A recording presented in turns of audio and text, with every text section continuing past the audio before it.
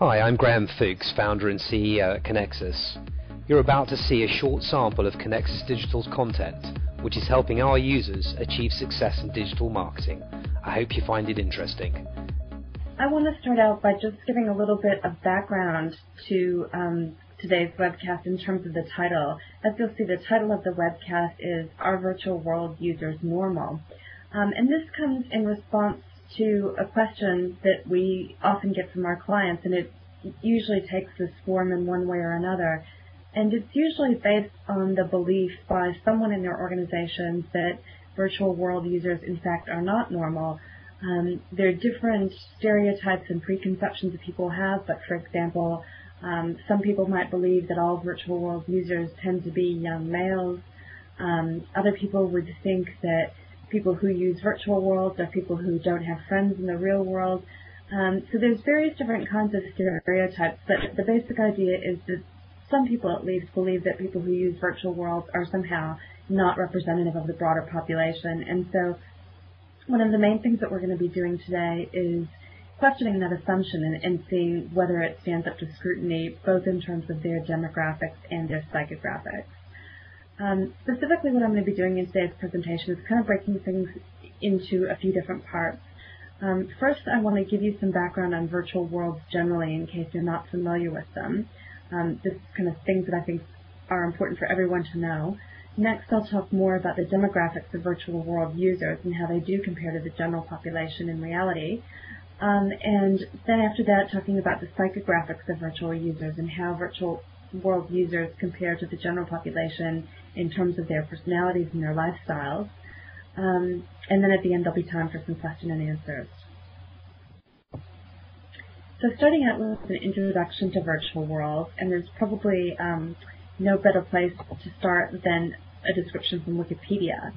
That defines virtual worlds in this way. They say that a virtual world is a computer-based simulated environment intended for its users to inhabit and interact via avatars. This habitation usually is represented in the form of 2- or 3-dimensional graphical representations of humanoids or other graphical or text-based avatars. I've shown some examples here of different avatars to give you that breadth of different forms that they can take. And one way that I personally think about avatars is sort of the same way that I would think of a game piece in a game like Monopoly. When you're playing a game like that, you've got something on the board representing you, or your avatar represents you in the virtual world. The thing is, though, sometimes when people see avatars like this, they get the impression that virtual worlds are somehow like cartoons or like video games, because it kind of has that look to them. But they're different from those things in a couple of ways.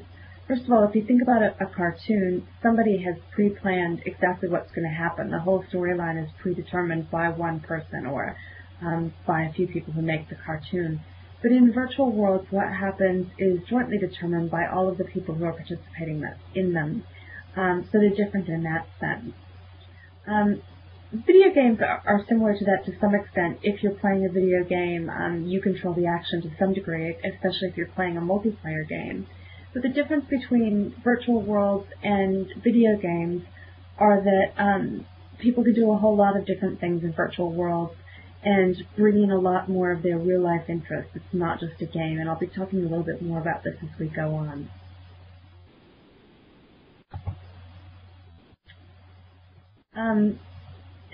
Just to prove that point that I just made about people not just using virtual worlds for games, this is a list of some of the things that people do in virtual worlds.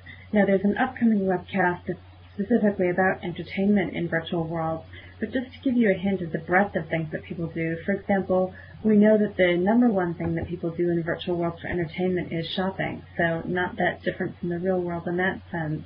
People also do things like sightseeing. One of the things that attracts people to virtual worlds is that you can make a lot of neat things. Other people make interesting things. There are a lot of replicas in the virtual world of real artifacts and buildings and things like that that you can go see. So a lot of sightseeing and exploring. People dance. They chat with people they know. They go to parties. They listen to live DJs that are streamed into the virtual world. They meet new people. Listen to live music. Again, that's coming in streaming audio into the virtual world.